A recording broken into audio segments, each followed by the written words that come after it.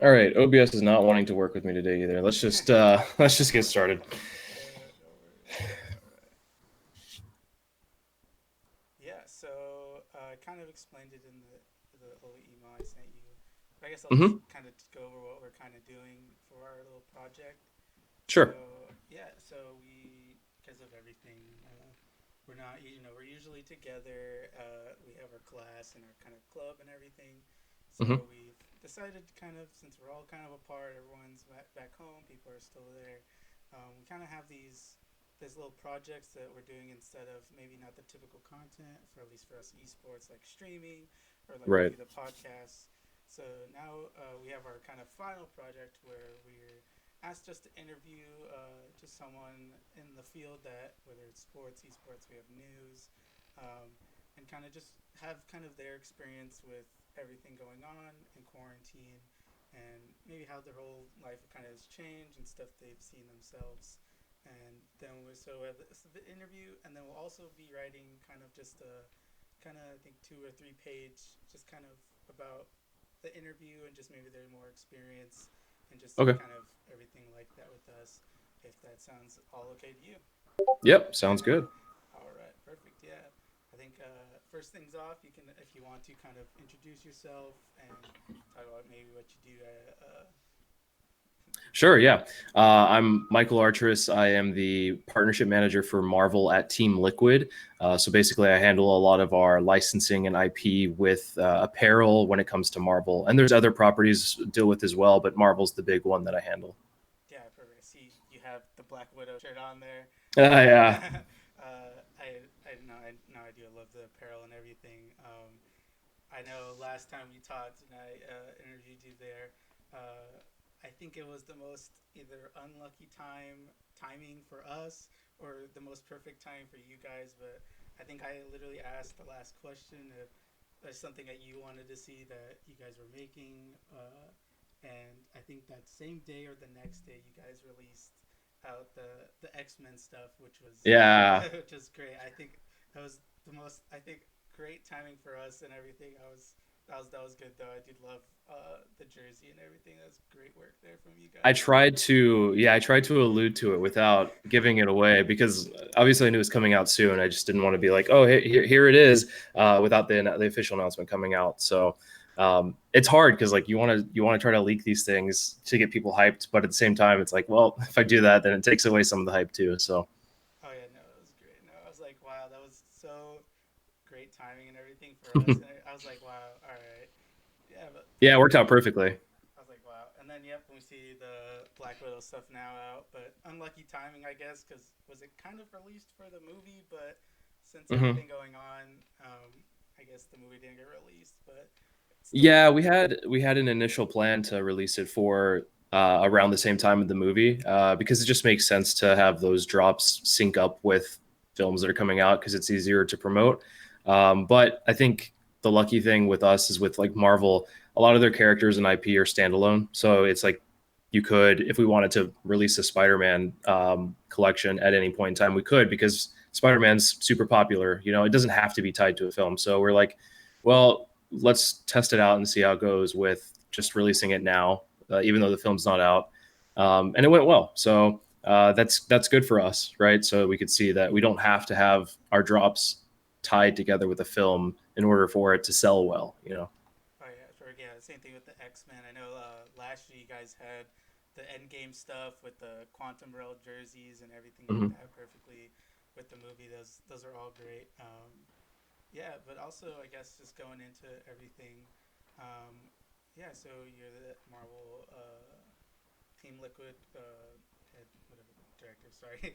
Yeah, no, it's fine. Yeah, no, it's even myself. The title, it's just like, what exactly is the exact title of myself? Yeah, it's basically just the partnership manager for apparel for Marvel. Um, I handle I handle the Marvel side of things Yeah. for us. Yeah, that's basically what it is. Perfect. Yeah, and then we've seen you've also been a team manager for Team Liquid as well throughout Mhm. the years, which you then kind of went into the modeling afterwards. And Right. I see you always were you also team managing the academy team this No, I didn't have any involvement with the athletic side this split. Like once I went over to the Marvel side of things, I handle just mostly apparel now. So I don't handle anything athletics, but obviously being part of the athletics department for 3 years, I keep it close ear to the ground, and I know what's like going on behind the scenes and hear a lot of the stuff and see what's going on. So it's still like pretty close to me, but I'm not directly involved with it anymore. Oh, okay, yeah. And I know it's kind of more Team Liquid specific news. Kind of get your kind of thoughts on it. And I think more Hmm. recently, once we were done with LCS and everything for this spring split, we had the big news with Double Lift, him coming Mm. back now to TSM, and he's kind of been back and forth, I guess, kind of throughout the years. And I just want to see if like you think he's gonna come back to Team Liquid at all. Just kind of your general thoughts about Yeah, him. no, it's really hard to say because obviously when like players can go from team to team all the time. Um, I, I honestly am not sure if he would ever come back to Team Liquid on the sense of like maybe he would probably just finish out his career at TSM. It would make sense that way, just because he's been playing for a while, and I know that he probably wants to like live his life a little bit at some point, you know. So who knows? He could retire there. He may come back. He may go back to CLG. Maybe he'll do the full like the 180. He'll like flip back and go back to TSM, back to CLG, and then retire. I don't know. But anything's possible. But who knows? Yeah, yeah, no, it was interesting news for sure coming out. I was like, oh well, I guess going back, yeah, might as well go back to CLG and like, yeah, finish the whole Yeah, career there. yeah. But kind of going back into LCS, we've kind of because of quarantine and everything, we've seen like LCS and just esports kind of move into this more spotlight position with like on ESPN and everything. Mhm. They got the whole thing kind of recorded on there. We've even seen 2K tournaments and Madden tournaments because just the need for content for just sports.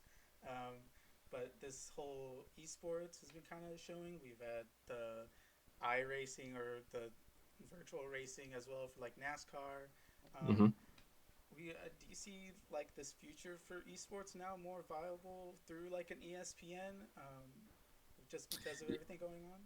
I think it definitely like will bring more people into the esports scene because there's nothing else going on. So it's like, well, might as well watch and see what this is, just out of boredom.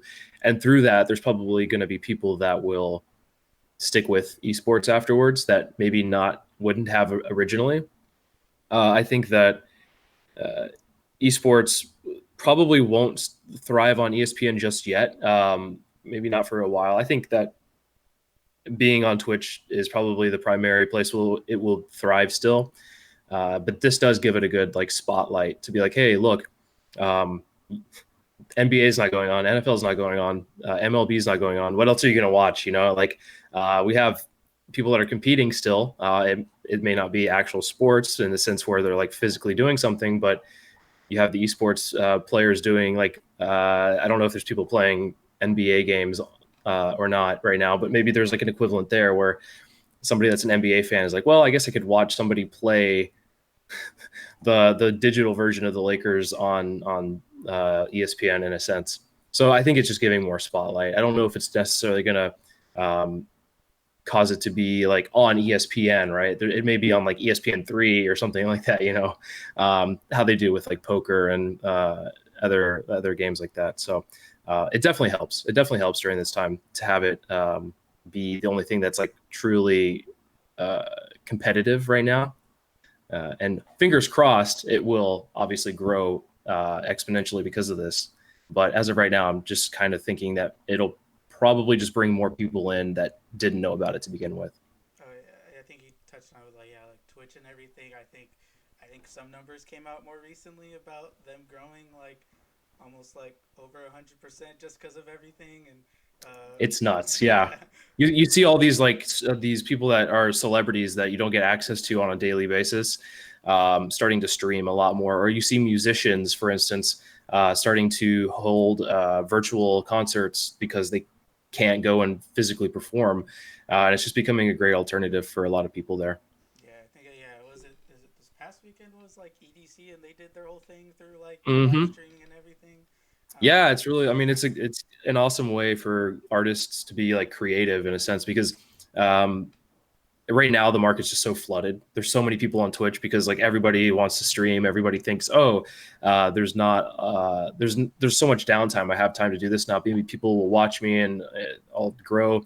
And maybe they're right, but at the same time, a lot of people are thinking that. So the market's huge, but it gives artists like at EDC that have the spotlight to maybe try something original or create a setup that looks really cool, and then fans interact with that, and then the artists see that, hey, this is like a really cool way to reach out to fans directly.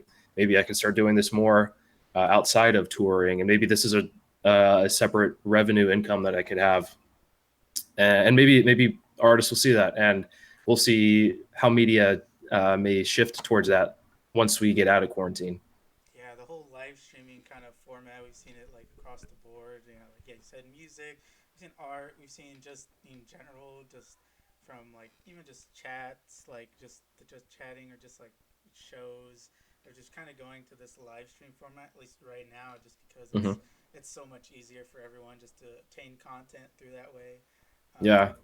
And It's people are so bored right now. They'll watch anything, you know? So, yeah, like if somebody just sitting and just talking, people will watch that. It's kind of crazy. Yeah, talking about boredom and everything with the quarantine, I know, especially for Nintendo, it's been great because they've been selling out of Switches and everything like that. Yeah. Do you think us, I guess, as gamers, we're kind of prepared for all of this in a way because we're just so used to staying at home? Yeah, absolutely. I think for gamers, it's super easy. Like there's people that are extremely extroverted and want to go out constantly, and they're probably suffering during this. But people that are more introverted and regularly play video games, it's kind of easy. I don't want to like put it down. Like the quarantine, it is still tough, right? But it's easier for them uh, to to be able to thrive through it. Oh yeah, yeah. I know. It's like it was almost not, I guess, not really a dream, but it was like, oh wow, stay home and play video games all day. Yeah. You got me there. Yeah. Uh, Yeah, I mean, it's been really nice because like I've been able to go through like a backlog of games that I haven't been able to play for the past 3 years just because life's been busy, you know.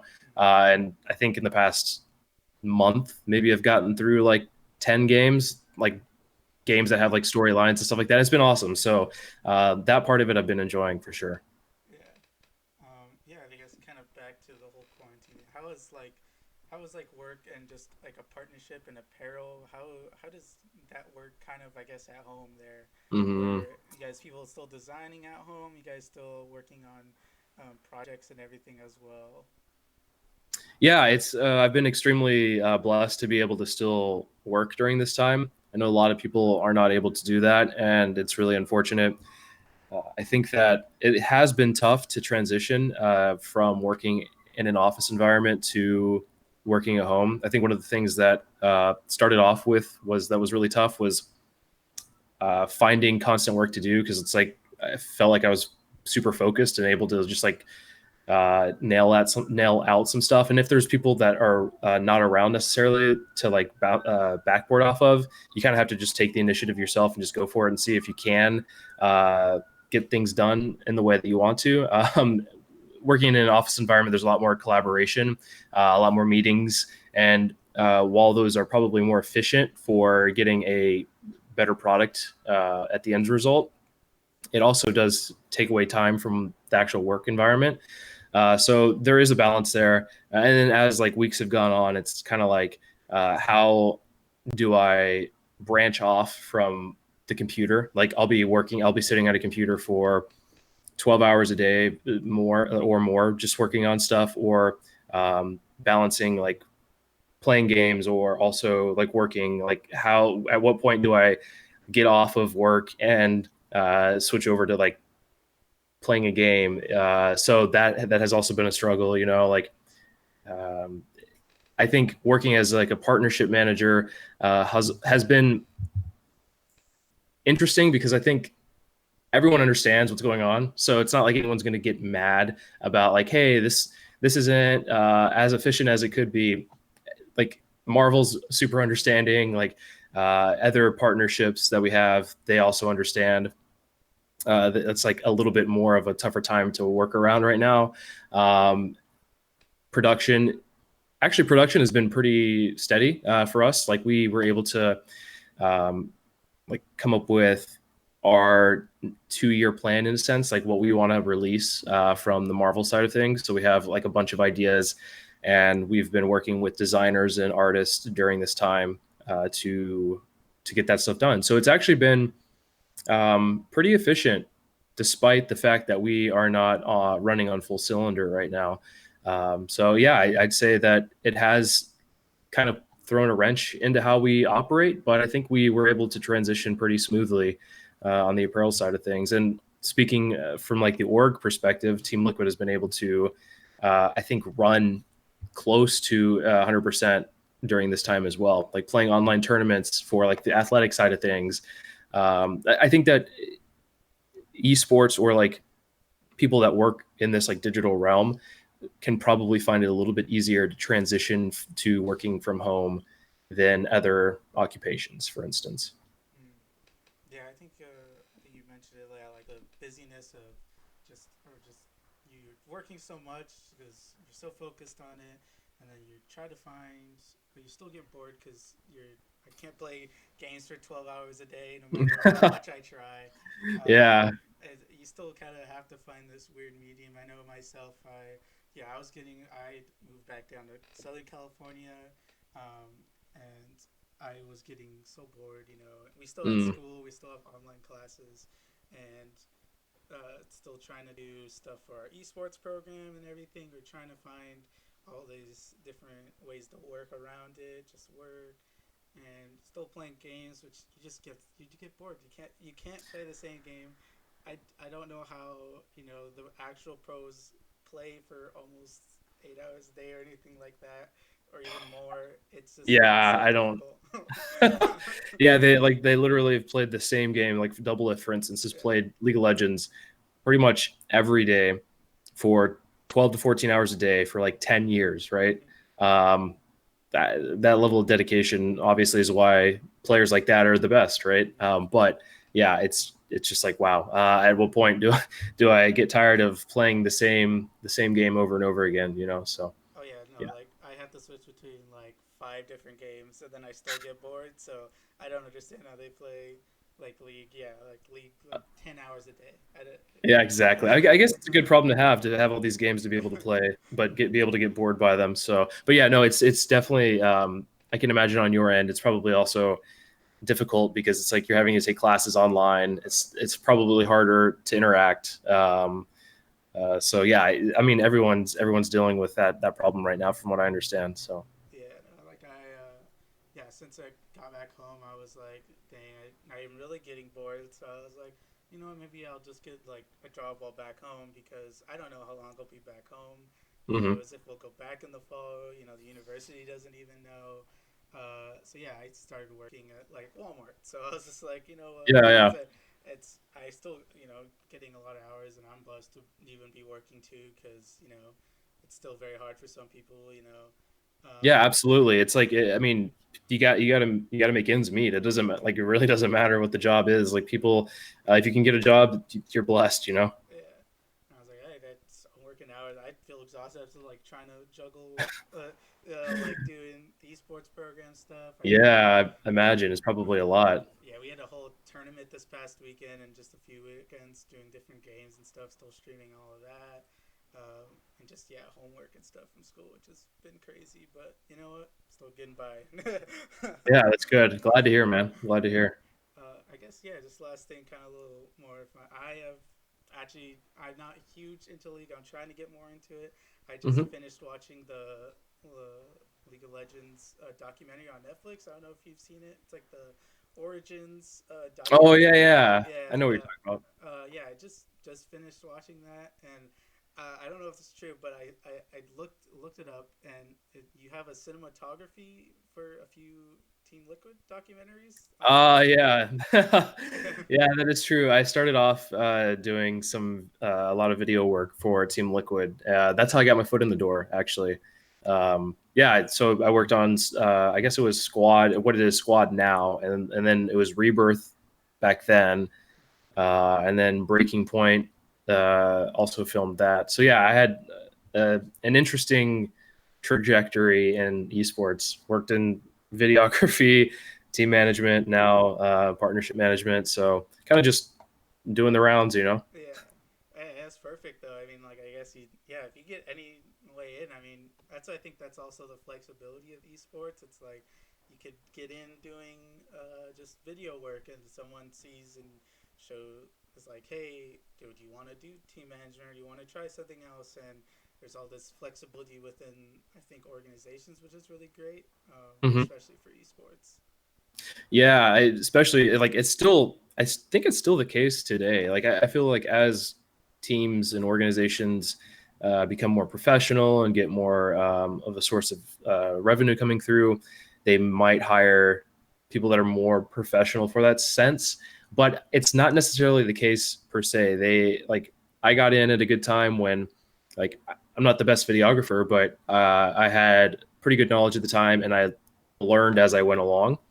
Same thing with team management. Like that was a position that I had like little to no experience in, but I was like, I feel like I could probably handle this well, and learned a lot as I went along. And then same thing being in the apparel department. I haven't worked with clothing at all, but the problem, like, there's not a problem with that.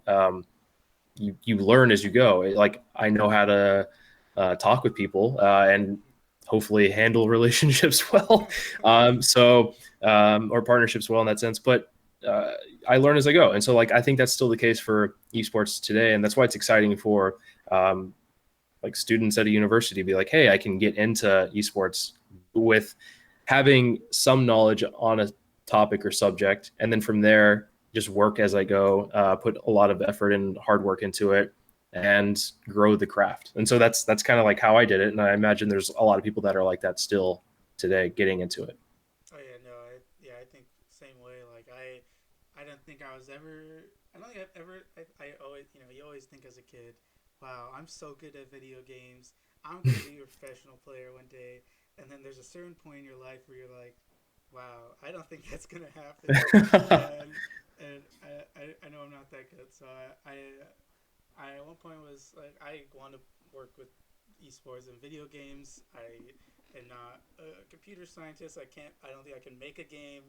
Um, I love videos. I love movies and stuff like that.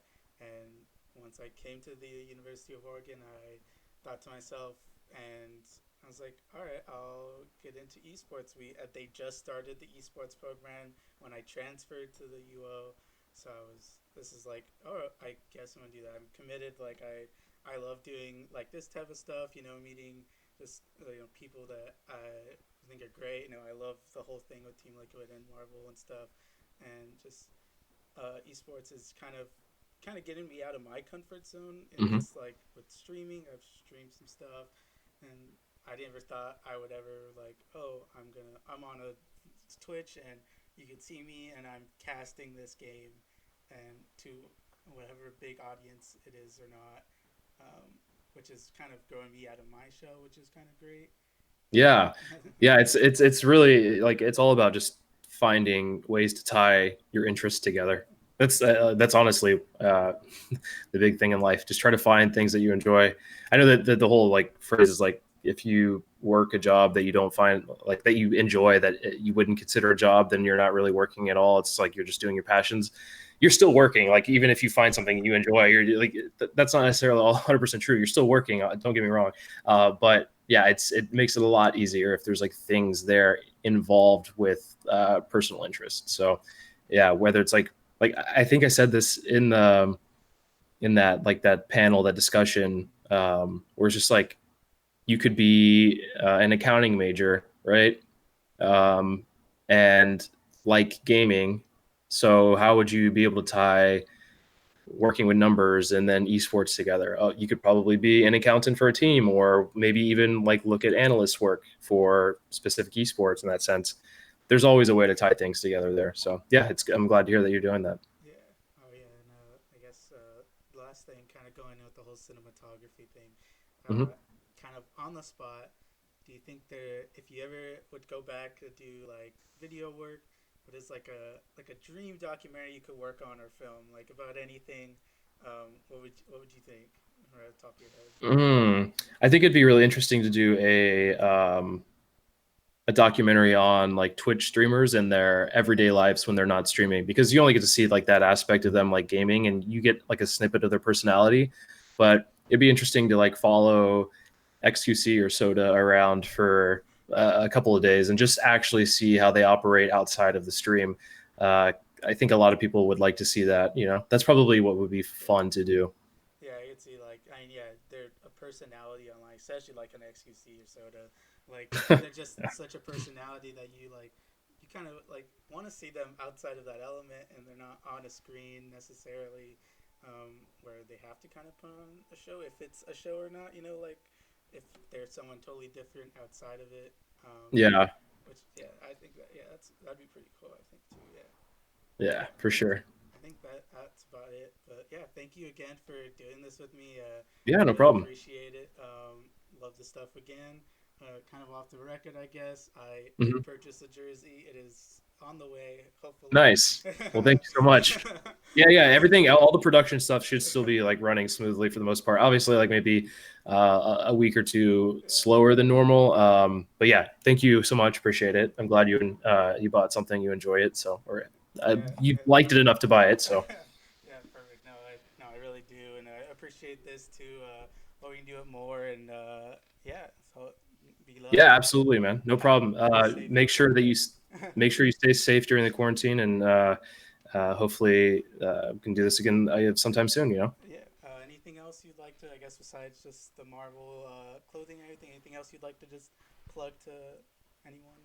I guess just anybody watching, just check out tl.gg slash Marvel for all of the latest stuff that we're dropping. We have a lot of stuff coming out this year, surprisingly, despite the quarantine. So, like I said, we have like a plan on what we want to release. So we have some cool stuff later this year, in the next couple of months, even weeks, I think. So, yeah, just stay there to see what we're working on. And yeah, that's about it. Perfect. Yeah. Thank you. And yeah. Yeah, no problem. All Sounds right. good. Cool.